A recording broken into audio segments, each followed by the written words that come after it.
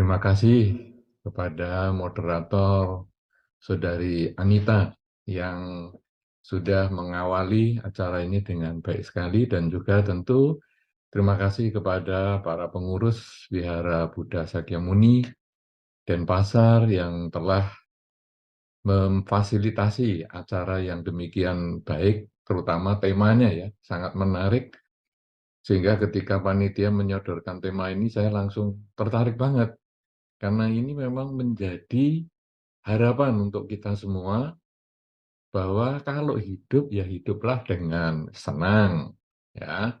Kalau meninggal ya meninggal dengan tenang. Semua tentu berharap demikian. Jarang sekali orang itu berharap hidup saya maunya saya nggak usah senang-senang lah. Hidup biasa-biasa saja. Meninggal ya nggak usah dengan tenang. Meninggal dengan tergesa-gesa ya boleh. Nah, kebanyakan kita tidak berpikir seperti itu, ya, kebanyakan. Karena saya katakan mungkin ada juga yang punya kelainan sehingga dia merasa, untuk apa meninggal tenang? Kalau bisa lebih cepat kan lebih baik. Nah, tapi pada umumnya adalah bagaimana kita ini bisa hidup senang, mati pun tenang.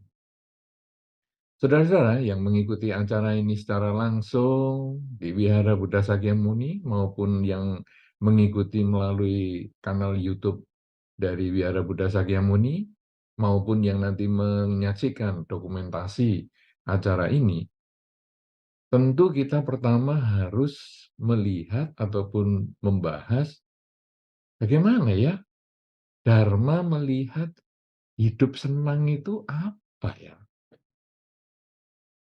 Saudara-saudara, banyak orang menganggap agama Buddha ini agama yang pesimis. Agama Buddha ini agama yang selalu mengutamakan penderitaan. Ya, sehingga dalam banyak kanal YouTube yang mungkin membahas tentang agama Buddha, baik oleh umat Buddha sendiri, kemudian juga oleh yang bukan Buddhis misalnya, kadang-kadang mengatakan agama Buddha adalah agama yang pesimis. Agama Buddha adalah agama yang melihat hidup ini dari penderitaan sehingga menjauhi kehidupan. Sebetulnya tidak demikian. Dalam banyak pembahasan, Sang Buddha juga menunjukkan bahwa ada kebahagiaan. Justru sebetulnya kalau kita melihat ajaran Dharma yang pertama itu adalah hidup itu berisi penderitaan atau ketidakpuasan, sebetulnya adalah melihat bahwa kalau hidup itu berisi kebahagiaan kan kita ini tidak ada masalah. Jadi misalnya kita sehat, kita punya duit banyak, kita bisa jalan kemana-mana, kita nggak mikir apa-apa. Tapi begitu kita kurang sehat, uang juga kurang, kita tidak bisa kemana-mana, itu kita baru berproblem. Jadi dari kesunyataan yang pertama saja kita sudah jelas bahwa yang dibahas Sang Buddha itu bagaimana sikap kita kalau menghadapi kesulitan, menghadapi penderitaan, menghadapi ketidakpuasan. Karena kalau tidak menderita, puas, bahagia, tidak usah dibahas. Semua orang juga sudah menikmati hal itu. Nah, jadi kita harus meluruskan juga konsep-konsep yang ada di dalam pemikiran kita maupun juga di masyarakat luas bahwa agama Buddha bukan agama yang pesimis. Tetapi agama Buddha ini realistis karena melihat hidup ini ada sukanya, silahkan Anda nikmati, kalau memang itu Anda perlukan, tetapi kalau ada penderitaan jangan mengeluh, karena nanti ada cara-cara untuk mengatasi penderitaan, misalnya saja mengendalikan keinginan dengan jalan mulia berunsur 8 dan sebagainya, itu adalah supaya hidup kita kalau bisa mengatasi penderitaan, muncullah kebahagiaan. Nah, jadi hidup senang itu memang menjadi salah satu tujuan seorang umat Buddha. Bahkan dikatakan di dalam Dharma, salah satu sumber Dharma yang menyebutkan, bagaimana sih hidup senang pengertiannya di dalam Dharma itu? Hidup senang itu kalau kita memenuhi ataupun kita mendapatkan beberapa hal, faktor yang dapat mendukung adanya kesenangan itu. Faktor yang pertama misalnya, hidup senang itu kalau ekonominya mandiri, punya kemandirian ekonomi, punya kecukupan ekonomi, itu hidup pasti senang. Ada semacam pengertian di masyarakat atau mungkin itu menjadi satu hasil survei yang menyatakan bahwa jika ekonomi dalam sebuah rumah tangga itu mencukupi atau ada kemandirian ekonomi dalam sebuah keluarga, maka masalah di dalam keluarga itu berkurang 90%. Banyak banget loh, berkurang 90%. Saudara-saudara, kita, terutama Anda yang hidup di dalam masyarakat, dalam rumah tangga, punya pasangan hidup, punya keluarga, dan lain sebagainya, coba direnungkan. Apa ya yang membuat saya ini gelisah? Yang membuat saya ini sering bertengkar dengan pasangan hidup. Saya sering marah-marah dengan anak-anak. Saya sering emosi dengan tamu yang datang. Coba renungkan baik-baik. Apa itu? Nanti kalau kita renungkan baik-baik, kita renungkan, endingnya kita itu sebetulnya ekonominya agak goyang. Jadi keuangan kita ini ada problem di dalam keluarga. Apakah mungkin seperti dampak pandemi kemarin? Apakah mungkin karena harga-harga bahan pokok itu meningkat, kemudian biaya hidup juga jadi meningkat, padahal penghasilan agak sulit? Coba renungkan. Itu yang kadang-kadang membuat kita stres. Sehingga kalau misalnya anak ada program sekolah mengadakan study tour misalnya, atau dharma wisata kemana misalnya. Kadang-kadang kita lalu mikir, aduh nak, kalau bisa jangan sekarang, ini ekonomi, ini aduh kita orang tua ini baru kesulitan ekonomi. Itu di dalam batin, tapi akhirnya ya sudahlah kasih uangnya. Tapi sakit di dalam batin itu.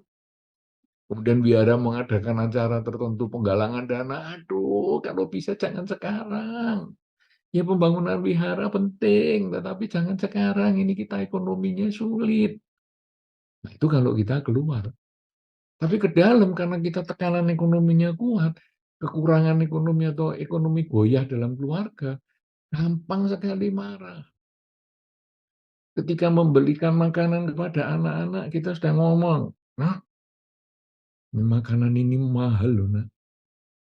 Buah yang saya beli ini termasuk buah langka, Nak. Mahal ini, Nak."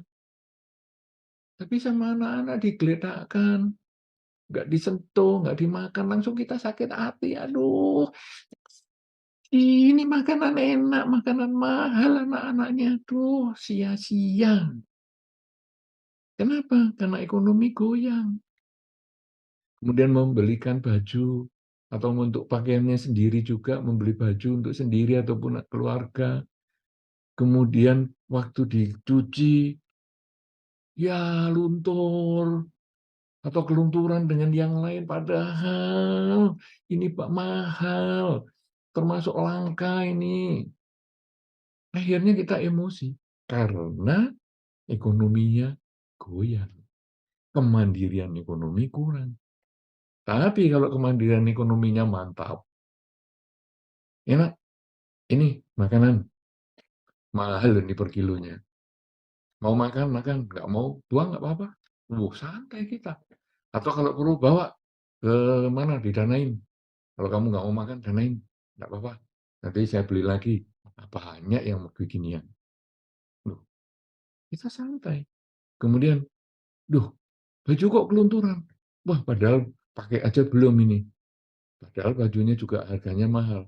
Nggak apa-apa lah, yang kelunturan sudah buang aja atau didanakan ke mana, nah kita beli lagi. Santai. Nah, itu baru materi yang tentang pakaian, tentang makanan. Kalau kesehatan juga sama. Kadang-kadang kita kalau ekonominya sedang kurang atau goyang, sakit itu jadi masalah. Aduh, sakit lagi. Ini bapaknya sakit, sekarang gantian ibunya sakit, gantian anak yang pertama sakit, gantian anak yang kedua sakit. Aduh, duit kok keluar terus. Karena ekonominya goyang. Tapi begitu ekonominya mantap, sakit. Nggak apa-apa, yuk kita berobat ke luar negeri, sekalian jalan-jalan. Ini semua dicek, di-check up semua sekalian, mumpung di luar negeri. Oh, ini kurang kurang sehat di sini, itu kurang sehat di situ. Ah, nggak apa-apa, sekalian diobatkan, dihabiskan sekalian, supaya nanti semuanya jadi sehat. Enak. Karena itu, di dalam drama disampaikan, salah satu penyebab hidup bahagia, hidup senang itu adalah ekonomi cukup. Tapi kalau hanya ekonomi cukup atau kemandirian ekonomi saja sudah cukup, itu masih kurang. Harus juga mampu menggunakan kecukupan ekonomi tadi. Saudara-saudara tentu tahu di masyarakat banyak orang yang wah mengumpulkan uang, kerja keras mengumpulkan, banyak sekali kok mengumpulkan uang. Tapi kemudian dia tidak mau menggunakan, dia pelit sekali, dia kikir sekali. Jadi walaupun duitnya banyak, tapi dia kalau ngomong, "Ini Nak, barangnya mahal loh Nak, makanannya mahal, dimakan sampai habis ya Nak. Jangan sampai disisain ya Nak, jangan sampai dikasihkan orang lain ya Nak, harus kita makan sendiri ya Nak." Berarti dia orang yang sudah punya kemandirian ekonomi, tetapi mentalnya masih minus, belum mandiri. Dan ini banyak, coba saja Anda lihat ada orang punya mobil baru, wah mobil baru. Wah kalau parkir di wihara agak berjauhan dengan yang lain. Kenapa? Takut lecet. Nanti lecet sedikit ngomel-ngomel. Nah ini berarti dia belum siap punya kendaraan. Karena kalau sudah siap punya kendaraan, barang yang digunakan di jalan raya, yang bisa diparkir di sembarang tempat, ya risikonya tinggi, ketubruk lah, rusak lah, keserempet lah. Jadi banyak mental-mental seperti itu. Coba Anda tanya diri Anda sendiri, Anda juga seperti itu nggak? Kalau punya mobil, punya HP, punya rumah, nggak boleh rusak, nggak bisa tahu bahwa, waduh ini semua ini sebetulnya tidak kekal, bisa rusak, bisa gores. Kadang-kadang kita itu nggak siap untuk mandiri secara ekonomi. Jadi, kalau bisa memiliki kemandirian ekonomi dan kita bisa menggunakan kemandirian kita itu, ini hidup lebih senang lagi. Kenapa? Karena sekarang saya punya kemandirian ekonomi. Ayo, ini sekarang kayaknya sudah pandemi sudah berkurang nih di mana saja. Ayo kita jalan-jalan ke luar negeri. Santai. Jangan terus, kemandirian ekonominya disimpan terus. Nah, nanti kalau sudah disimpan terus, meninggal yang nyimpen itu. Yang memanfaatkan adalah anak-anak keluarganya. Jadi yang nyari duit malah nggak dapat manfaat, yang nggak nyari duit, anak dan keturunannya, yang menghabiskan semua itu. Kenapa kita nggak bekerja, kita juga tidak berusaha untuk menggunakan hasil yang kita dapatkan dari pekerjaan itu. Baru itu kita senang. Ya, jadi kemandirian ekonomi membuat kita senang. Bisa menggunakan, kita juga senang. Kemudian, kalau bisa, kalau bisa, jangan punya utang. Karena kalau kita punya utang, tidur pun kita stres. apalagi kalau utangnya pakai bunga. Jadi kita tidur, utang kita itu berjalan terus hitungan bunganya. Padahal kita kerja hanya berapa jam sehari, katakanlah 8 jam. Bunga berjalan per hari 24 jam. Jadi kita, aduh ini masih mau nyicil ini, mau masih nyicil itu. Tiap mendapatkan penghasilan, yang terpikir adalah mau nyicil kendaraan, mau nyicil rumah, mau nyicil televisi, mau nyicil ini, mau nyicil itu. Stres. Dan akhirnya di akhir bulan, emosi meningkat lagi. Karena 90% masalah itu kan karena ekonomi. Di akhir bulan emosi. Aduh, ini mau makan sudah nggak ada. Udah habis untuk cicilan ini itu. Kemarin anak ya sakit. Emosi. Tapi kalau hutang itu nggak ada, itu menjadi tambahan untuk faktor kita hidup senang. Tidur santai, nggak mikir hutang karena semua ini uangnya sendiri. Kalau punya uang ya pakai, kalau nggak punya uang ya kita menghemat. Santai sekali. Nah, jadi punya kemandirian ekonomi, bisa menggunakan kemandirian ekonominya itu dengan bijaksana. Kemudian kalau bisa, hindari hutang. Nah, sekarang yang keempat, bagaimana hidup itu senang?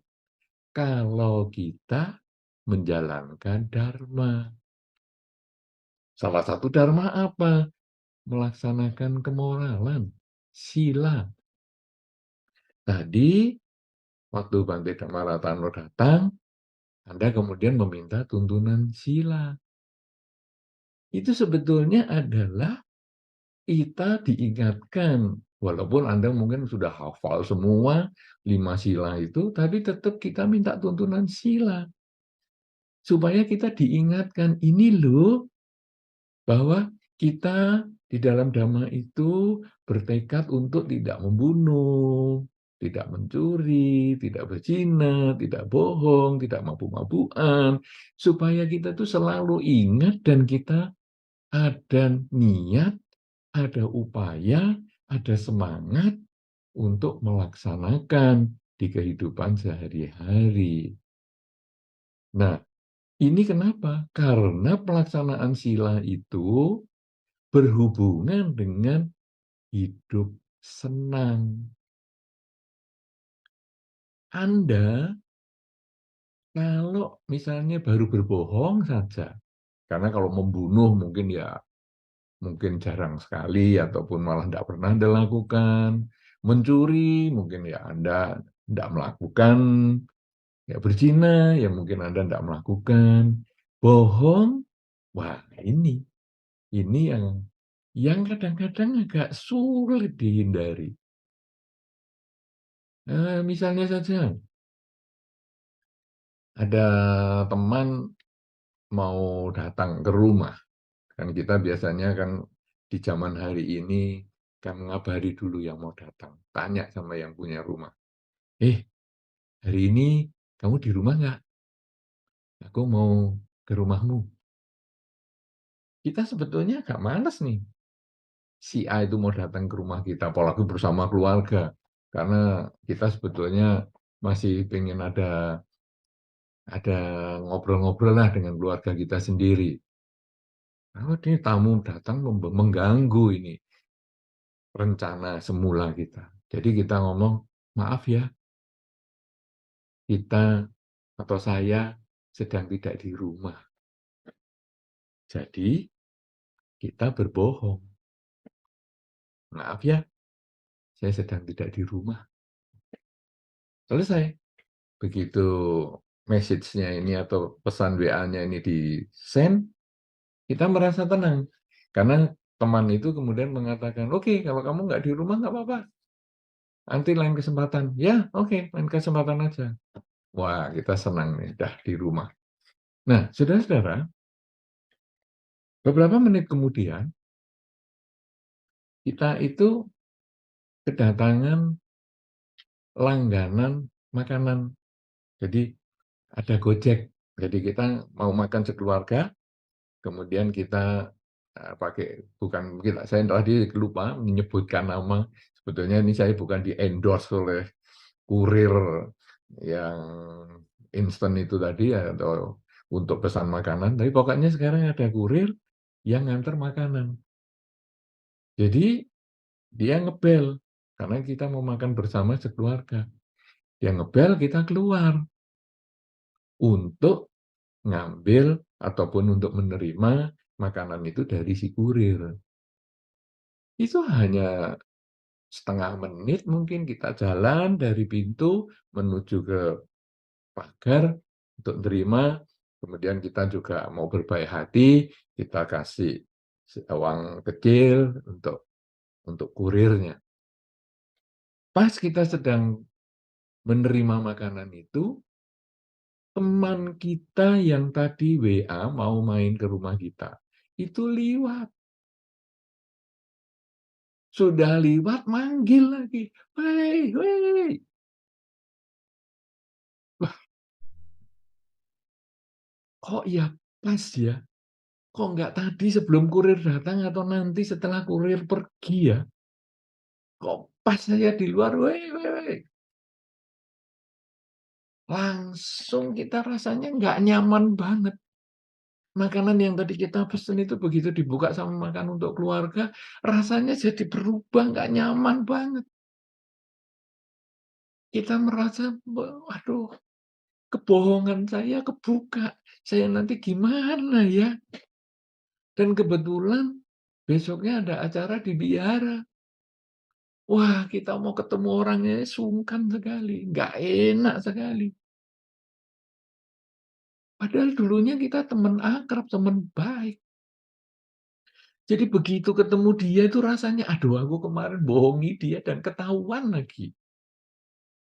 Saudara-saudara, ini bohong yang sederhana sekali, pelanggaran sila yang sederhana saja, membuat kita sudah tidak hidupnya menjadi tak senang. Jadi kita merasa, aduh, nanti kalau aku ketemu lagi gimana ya, saya harus menjawab. Dan nanti akhirnya kita menjawab dengan kebohongan yang lain. Kalau seandainya teman itu tanya, kemarin kok kamu belum, kok ndak kok masih di rumah atau kamu kok nggak jadi pergi? Waktu itu kok malah kamu terima makanan dari kurir?" Kita lalu bohongi lagi, "Iya ini, keluarga katanya nggak jadi pergi." Kita bohongi lagi.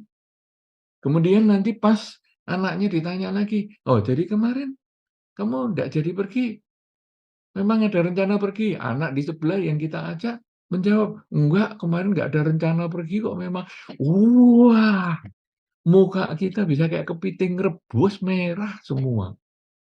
Karena kita benar-benar kebohongan kita terbuka. Di depan umum, dikuliti kita itu. Nah, sampai akhirnya kita tidur pun susah. Ekonominya cukup, bisa menggunakan ekonomi. Kemudian juga tidak punya hutang. Tapi kita tidak menjalankan dharma dengan baik, tidak melaksanakan sila dengan baik, dan akhirnya kita malu banget sampai berhari-hari kita hidupnya tidak bisa bahagia, tidak bisa senang. Apalagi tiap kali kebaktian ketemu dia, itu teman baik kita. Aduh, sungkan sekali, dan itu bisa bertahun-tahun kita ketemu dia, traumanya itu masih ada. Saudara-saudara, berbeda kalau kita memang terus terang. Kita memang ada di rumah, cuma kita mengatakan, "Maaf ya, saya memang di rumah ini, tapi kita masih ada acara keluarga ini, mau makan-makan sama-sama," dan yang lain-lain lah, kita mau membahas tentang hal-hal yang tentang keluarga. Nah, akhirnya ketika kita ngambil makanan di gerbang, liwat dia, ya biasa aja. Kemudian besoknya ketemu, juga dia tanya, "Loh, kemarin kamu akhirnya pesan makanan ya?" "Iya, karena kita memang ndak mau masak-masak apa-apa, tapi pokoknya biar cepet, ya kita pesan makan, terus kita ngobrol-ngobrol sekeluarga." Wah, tenang banget.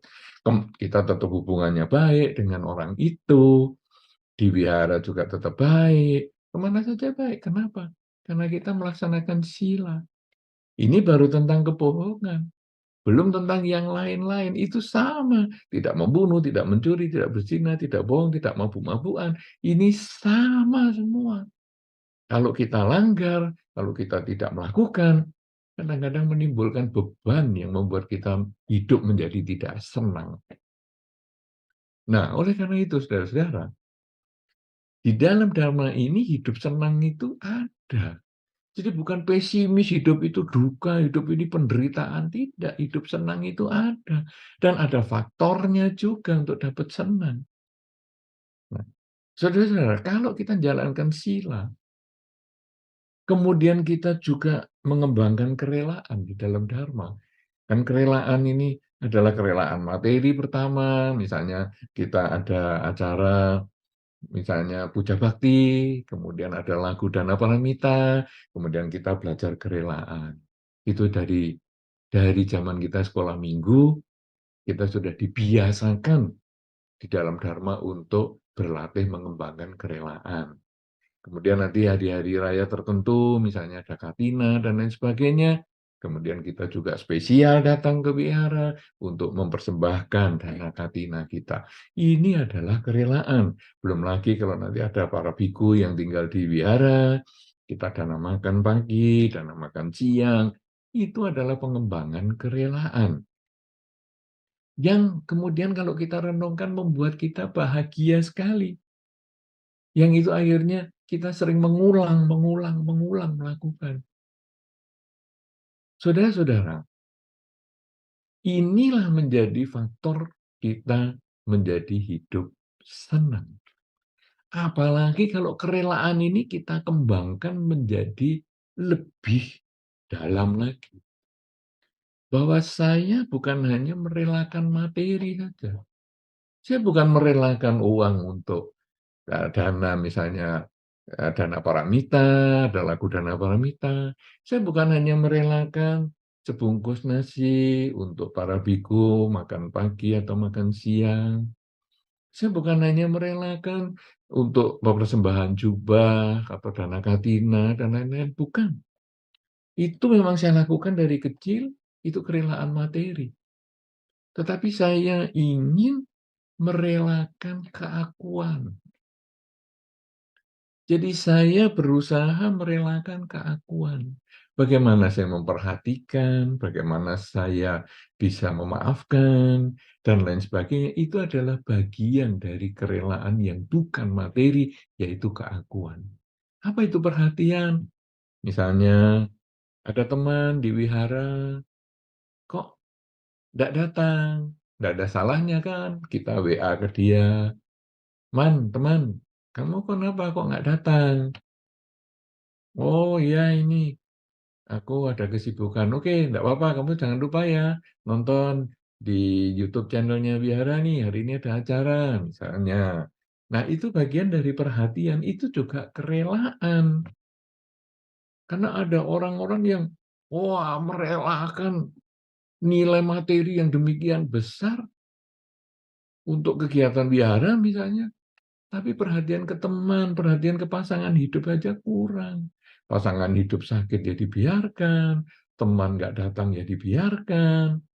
Itu barulah kerelaan materi yang dia latih. Padahal selanjutnya, kerelaan materi ini harus ditingkatkan untuk melatih kerelaan yang bukan materi, yaitu salah satunya perhatian. Memperhatikan teman yang mungkin tidak hadir, memperhatikan pasangan hidup yang mungkin kurang sehat, dan lain sebagainya. Dan itu masih banyak sekali yang lain. Kemudian selain perhatian juga memberikan maaf. Jadi kita bisa memaklumi bahwa orang itu bisa bersalah kepada kita. Mungkin cara berbicaranya nggak tepat, mungkin perilakunya nggak sesuai dengan yang kita harapkan, atau mungkin cara berpikirnya dia juga nggak cocok dengan apa yang kita biasa pikirkan. Nah, itu memang setiap orang mungkin ada kurang dan lebihnya. Ketika kita bisa memaklumi, ketika kita bisa memaafkan kesalahan dia, maka hidup ini menjadi tenang juga, hidup ini menjadi bahagia juga. Dan akhirnya kita merasa, "Aduh, enak ya hidup ini." Kenapa? Karena kalau kita setelah merasa ada ganjelan dengan orang itu, "Wah, orang itu kok menjengkelkan sekali ya, ngomongnya kok kayak gitu ya sama saya." Tapi begitu kita bisa memaafkan dia, tidur rasanya nyaman sekali, tidur rasanya enak sekali, hidup menjadi nyaman sekali. Nah, ini adalah karena kerelaan yang kita latih. Selain tadi mengembangkan sila, kita mengembangkan kerelaan.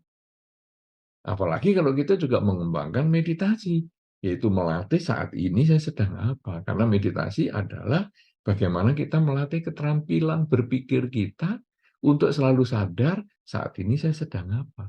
Sehingga kalau di dalam waktu latihan, duduk meditasi, saat ini saya sedang masukkan nafas, saat ini saya sedang mengeluarkan nafas, atau saya saat ini sedang mengulang kalimat semoga semua makhluk berbahagia. Itu semua itu adalah untuk latihan, kita membiasakan pagi bangun tidur, malam mau tidur, selalu saat ini saya sedang apa, sedang bernafas, ya, satu satu 2 2 3 3 4 4. Jadi kita hitung sesuai dengan masuk dan keluarnya nafas itu, kita sebetulnya menyadari saat ini saya sedang apa. Kemudian, kalau itu sudah menjadi kebiasaan karena kita latih pagi bangun tidur dan malam mau tidur, seperempat jam pagi misalnya, sampai setengah jam atau 1 jam, seperempat jam malam misalnya, atau setengah jam atau 1 jam, kemudian kita gunakan di kehidupan sehari-hari. Saat ini saya sedang mengendarai kendaraan, saat ini saya sedang menyeberang, saat ini saya sedang berbicara, saat ini saya sedang berpikir, saat ini saya sedang bekerja, saat ini saya sedang membalas WA dan lain sebagainya. Kalau kita selalu sadar setiap saat, maka hidup kita bisa selalu terjaga perilaku kita, terjaga ucapan kita, terjaga cara berpikir kita, sehingga kita tidak melanggar sila. Karena kita tidak melanggar sila, maka hidup senang pun terdukung. Kalau sekarang hidup senang itu tadi, selain kecukupan ekonominya, bisa menggunakan kecukupan ekonomi kita, kemandirian ekonomi kita, kemudian juga berusaha tidak mempunyai hutang, kemudian juga melaksanakan dharma, sehingga kita bisa melaksanakan kerelaan, kemoralan, dan konsentrasi, mengembangkan kesadaran setiap saat, maka kalau pelaksanaan dharma ini terus-menerus kita latih, kita lakukan di kehidupan sehari-hari, maka umur bertambah, jatah hidup kita berkurang. Sehingga kita umur bertambah, tenaga menjadi berkurang, kemampuan berpikir berkurang, kemampuan mendengar berkurang, kemampuan melihat juga berkurang, kemampuan merasakan berkurang, berkurang, makin berkurang, makin berkurang, kesehatan kita juga makin menurun, makin menurun, makin menurun. Akhirnya, akhir kehidupan ada di depan hidup kita ini. Kalau kemudian kita prosesnya adalah seperti biasa, dengan ada sakit dan lain sebagainya, kita kemudian bisa siap. Oh, inilah akhir kehidupan saya. Apa yang harus saya lakukan di atas tempat tidur ini sebelum kehidupan saya berakhir? Saya harus tetap mengembangkan kerelaan. Saya mungkin sudah tidak bisa berdana materi lagi, tapi saya tetap bisa berdana keakuan. Saya akan memaafkan orang-orang yang mungkin punya kekurangan dengan saya.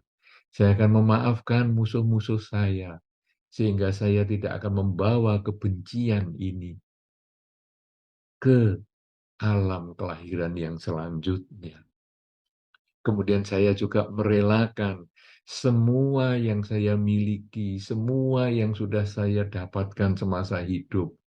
Apakah itu karir, apakah itu harta, apakah itu keluarga, saya akan relakan. Biarlah semua menjadi milik orang-orang yang saya tinggalkan.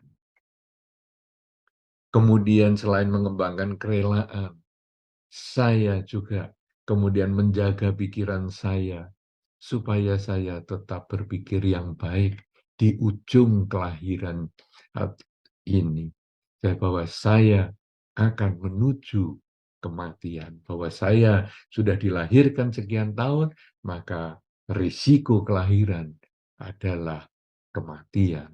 Maka saya kemudian menjaga pikiran saya yang sudah saya latih selama ini. Saat ini saya sedang apa? Sekarang saya mulai menyadari saat ini saya sedang apa? Saat ini saya sedang berbaring. Saat ini saya sedang bernafas. Ketika nafas masuk, saya sadar. Nafas keluar, saya juga sadar. Nafas masuk, saya sadar. Nafas keluar, saya sadar. Dan ketika nafas keluar tidak masuk lagi, kematian datang. Kita dengan memiliki kesadaran yang tinggi seperti itu, karena sudah menjadi keterampilan, menjadi kebiasaan di dalam kehidupan kita sehari-hari sewaktu kita masih sehat, maka kita kemudian bisa mati pun tenang. Mati tenang karena kita bisa melepaskan semua kemelekatan kita, bahkan kalau kita penuh kesadaran hidup saat ini, kematian yang tenang yang sesungguhnya adalah kematian yang bebas dari kelahiran kembali. Dan itu bisa kita capai di kehidupan ini kalau kita selalu sadar saat ini saya sedang apa. Oleh karena itu, saudara-saudara, kalau sekarang kita hidup senang, mati tenang, sesungguhnya rangkaian perjalanan hidup ini bisa kita capai. Nah, tapi kalau tadi adalah mati yang karena sakit.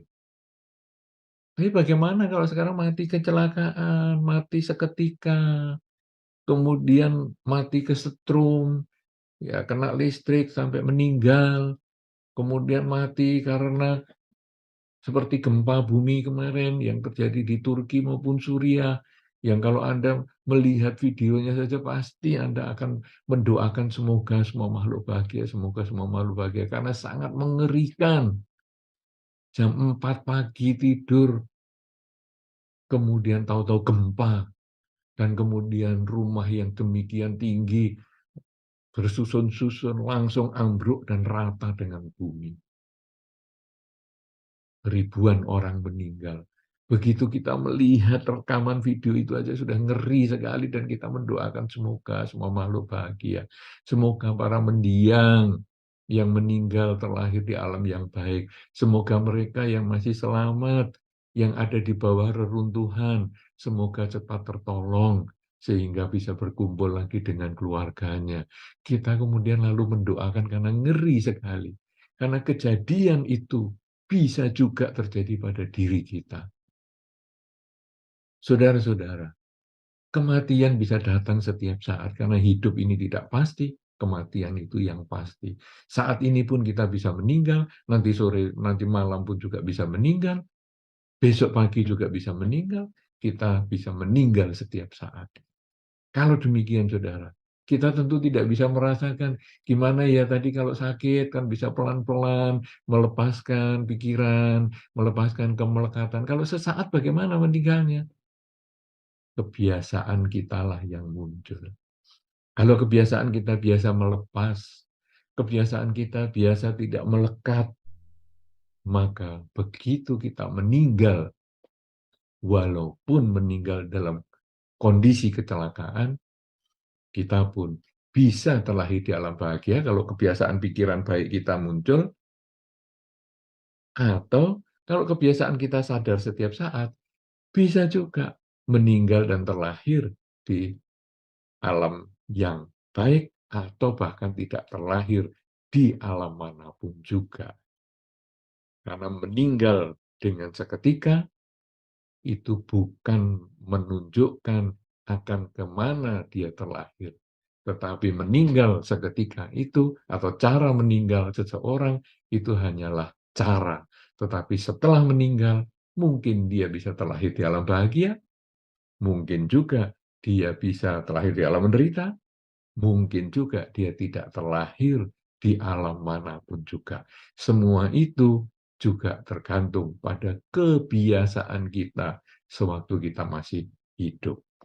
Oleh karena itu, saudara-saudara, tema kita yang luar biasa di kesempatan ini, hidup senang, mati tenang. Ini sesungguhnya kita sebagai umat Buddha sudah ditunjukkan jalan untuk mencapai kedua hal ini.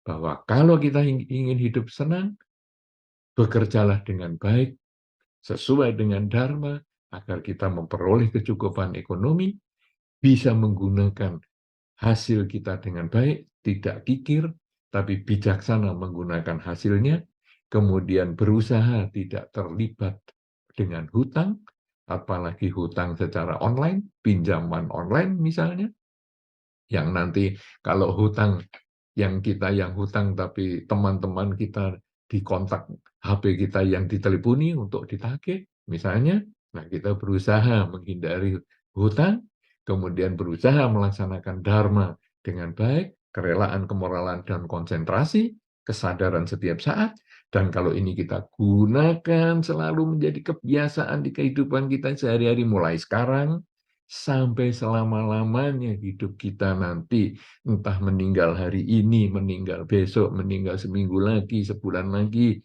setahun lagi, 10 tahun lagi, dan seterusnya, kita sudah memiliki kebiasaan-kebiasaan yang baik mengembangkan kerelaan, kemoralan, dan konsentrasi, sehingga meninggal kita dengan kondisi yang sakit, menurun-menurun, ataupun meninggal seketika, kita bisa tetap meninggal dengan tenang, karena kita bisa melakukan pelepasan sehingga meninggal kita bisa terlahir di alam bahagia, meninggal kita apapun caranya bisa terlahir di alam yang baik terus atau di alam manusia, atau bahkan kita tidak terlahir kembali di alam manapun juga.